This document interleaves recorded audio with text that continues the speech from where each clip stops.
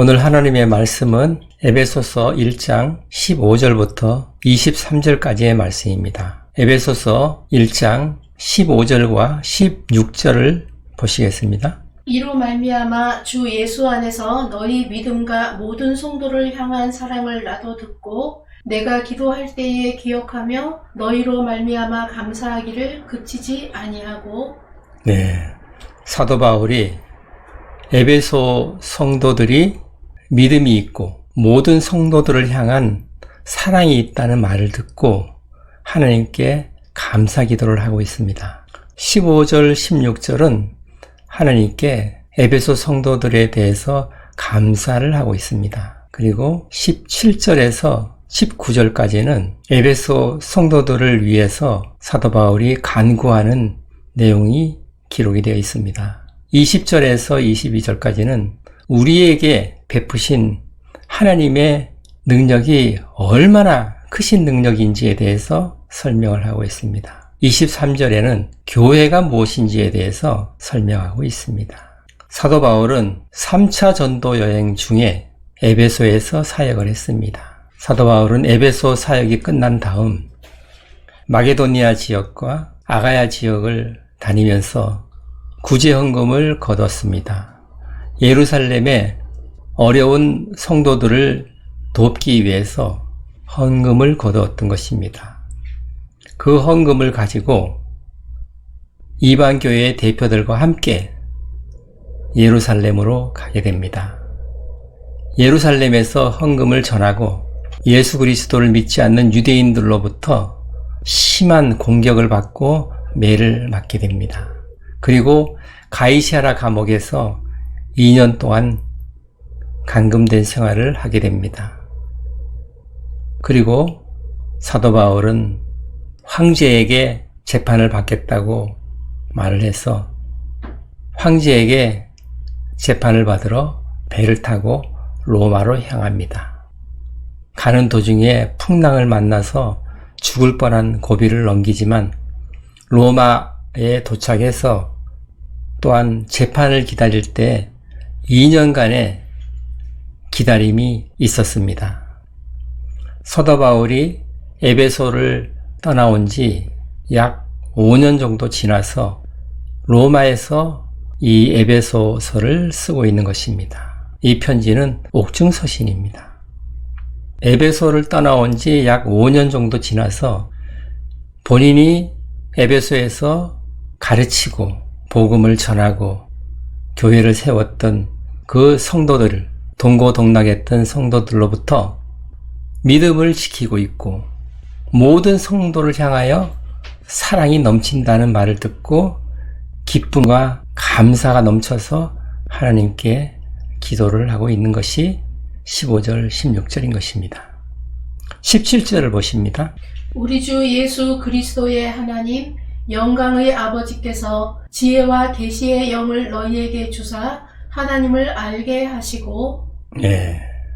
우리 주 예수 그리스도의 하나님 영광의 아버지께서 에베소 성도들에게 지혜와 계시의 영을 주셔서 하나님을 알게 해달라는 기도를 하고 있습니다. 하나님을 알기 위해서는 지식적으로 공부를 해서 아는 것이 아니라는 것입니다. 하나님께서 하나님 자신을 알려주셔야만 하나님을 알 수 있다고 말씀하고 있는 것입니다. 여기서 영이라는 말씀은 성령을 말씀하고 있는 것입니다. 지혜와 계시의 영을 주셔야 하나님을 알게 된다는 것입니다. 우리가 성경을 공부를 하고 하나님 말씀을 들을 때 성령의 조명하심이 있어야 그 말씀을 깨닫고 이해할 수가 있다는 것입니다. 사도 바울은 먼저 하나님을 알게 해달라고 기도를 하는 것입니다.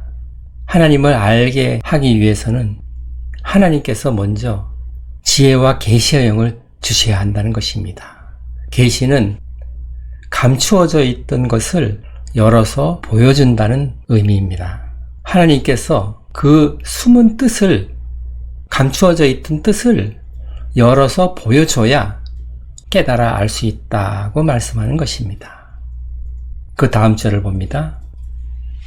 너희 마음의 눈을 밝히사 그의 부르심의 소망이 무엇이며 성도 안에서 그 기업의 영광의 풍성함이 무엇이며. 네. 하나님께서 지혜와 계시의 영을 주셔서 마음의 눈을 밝혀주시면 알게 되는 것이 있다는 것입니다. 세 가지를 말씀하고 있는 것입니다. 그 첫 번째는 무엇입니까? 부르심의 소망. 하나님의 부르심의 소망을 알게 된다는 것입니다. 이 부르심의 소망은 우리의 소망이 아닙니다. 하나님께서 우리를 부르실 때 어떤 기대와 소망을 가지고 부르신다는 것입니다. 하나님의 소망이 있다는 것입니다. 하나님께서 계획하시고 목적하시는 것이 있다는 것입니다. 이 소망이란 말은 원어로는 그 안에 확신이라는 뜻이 내포되어 있는 말씀입니다. 성경에서 사용되는 소망은 희망과는 뜻이 다르게 사용되고 있습니다. 소망에는 확신이라는 뜻이 내포되어 있다는 것을 알 필요가 있습니다. 따라서 하나님께서 부르실 때는 하나님께서 확실한 기대가 있다는 것입니다. 하나님께서 계획하시고 기대하시는 것은 반드시 이루어지는 것이기 때문에 그것은 확실한 것입니다. 하나님의 소망에 대해서는 성경 전체에 잘 나타나 있습니다.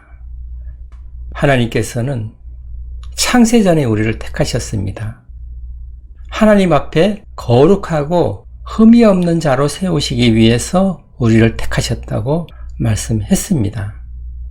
그리고 예수 그리스도의 피로 우리의 모든 죄를 깨끗하게 씻으시고 의롭다고 칭해 주신 것입니다. 하나님께서는 우리를 구원하시기 위해서 택하시고 부르신 것입니다. 하나님의 소망은 우리의 구원인 것입니다. 의롭다함을 받은 사람은 하나님의 사랑과 이웃 사랑을 실천하면서 예수 그리스도를 닮아가는 성화의 삶을 이 땅에서 살아가게 되는 것입니다. 그리고 이후에 하나님께서 예비하신 하늘나라의 기업의 영광의 풍성함을 영원토록 누리고 살 수 있도록 해주시는 것입니다. 그것이 하나님께서 우리를 부르신 소망인 것입니다. 하나님께서 이런 목표를 가지시고 우리를 택하시고 하나님의 때에 부르신 것입니다.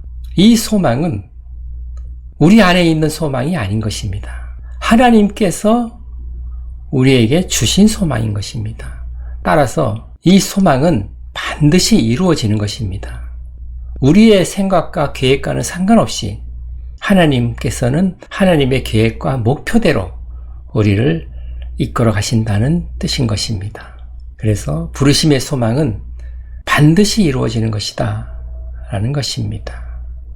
그리고 하나님께서는 우리를 위하여서 하나님의 자녀들에게 주실 기업의 영광의 풍성함을 알게 해달라는 기도를 하고 있는 것입니다. 그 다음 절을 보십니다. 그의 힘의 위력으로 역사하심을 따라 믿는 우리에게 베푸신 능력의 지극히 크심이 어떠한 것을 너희로 알게 하시기를 구하노라. 네, 사도 바울은 첫 번째는 부르심의 소망, 하나님의 부르심의 소망을 너희들이 알기를 원한다. 그런 기도를 했고, 두 번째는 하나님께서 우리에게 예비하신 기업의 영광의 풍성함이 얼마나 대단한 것인지를 너희들이 알기를 원한다. 이렇게 말씀을 하고, 그 다음에는 하나님께서 우리에게 베푸신 지극히 크신 하나님의 능력이 어떠한지를 너희들이 알기를 원한다. 이 세 가지를 말씀하는 것입니다.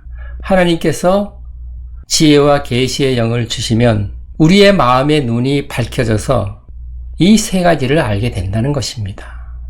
그러면서 하나님께서 우리에게 역사하신 지극히 크신 그 하나님의 능력이 어떤 능력인지에 대해서 20절, 21절, 22절까지 설명을 합니다.